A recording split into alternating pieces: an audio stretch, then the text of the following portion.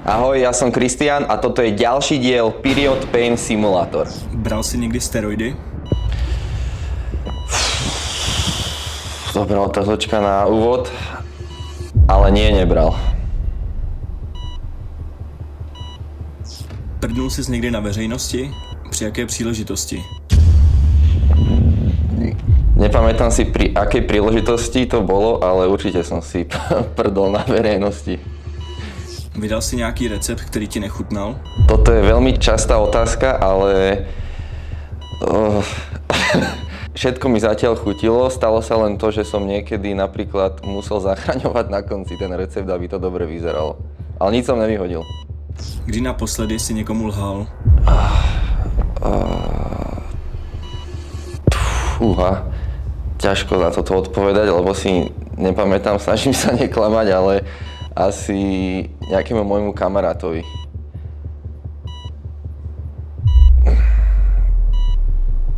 Čeho se nejvíc bojíš? Donedávna som sa bál výšok, alebo teda lietania, ale teraz asi smrti. Ty kokos. Toto je čo, 5? Lituješ nějakého tetování? Moc veľa ich nemám, ale neľutujem žiadne tetovanie.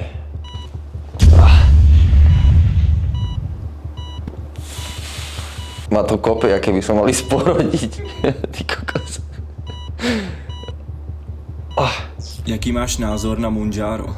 Totálny bullshit, choďte radšej cvičiť, hýbať sa a stravovať sa normálne. Je to za mňa, pokiaľ tam je fakt nejaká obezita, tak je to zbytočnosť a blbosť. Co jsi nikdy nikomu neřekl? Toto je záľudná otázka, ale neviem. Fakt neviem.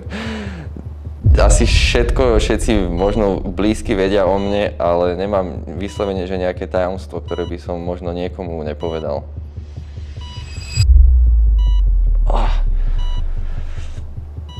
Ukaž nám poslední 3 fotky v galerii. A čo tam máme? Raňajky. Samé jedlo.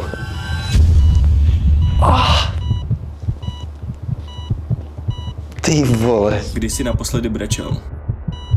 Asi budem za chvíľu. Možno minulý rok, keď zomrel zajac.